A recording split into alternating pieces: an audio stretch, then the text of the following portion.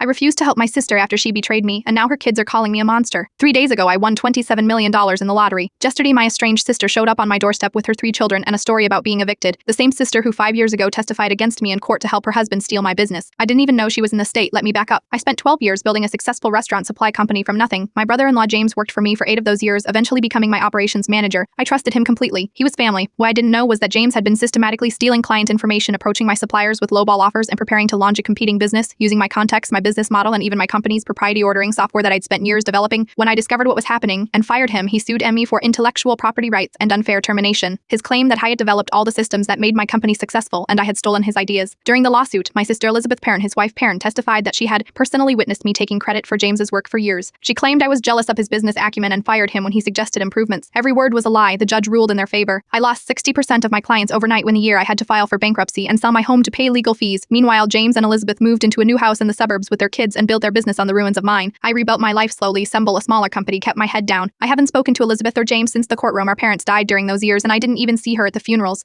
Then last week I hit the lottery. The announcement was in the local paper with my name. Yesterday, Elizabeth knocked on my door, 3 teary-eyed children in tow, perned my nieces and nephew I barely know. James left her 6 months ago for his assistant. The competing business failed. They're being evicted from their apartment tomorrow. She needs $15,000 for deposits and first month's rent on a new place. I know I don't deserve your help, she said, not quite meeting my eyes, but these kids don't deserve to be homeless. I looked at those children paired. The oldest must be around 14 now, the youngest maybe 8. None of this was their fault. I told Elizabeth I needed to think about it. I asked for her number and said I'd call her today. Last night I received a barrage of texts from a number I didn't recognize. It was my 14-year-old niece, somehow having obtained my number. Lum told us everything. How you are rich now but won't help us. You'd really let your own family be homeless when you have Nezutions? What kind of monster are you? I hope you enjoy your big empty house while we're sleeping in our car. I haven't called Elizabeth yet. Part of me wants to help those kids, part and they're innocent and all this, but another part remembers sitting in my empty house after selling everything to pay legal bills, with no family offering to help me. Elizabeth made her choice years ago. She chose James and his lies over her own brother. $15,000 is nothing to me now. I could give it without noticing, but this isn't about money per tire. It's about the 5 years of silence until I had something she needed. The kids are texting me every hour now, each message more desperate than the last. I keep staring at my phone, wondering what kind of person I'll be if I help Pert or if I don't. Sometimes the hardest wounds to heal are the ones inflicted by family, and sometimes the most difficult forgiveness isn't about whether someone deserves it,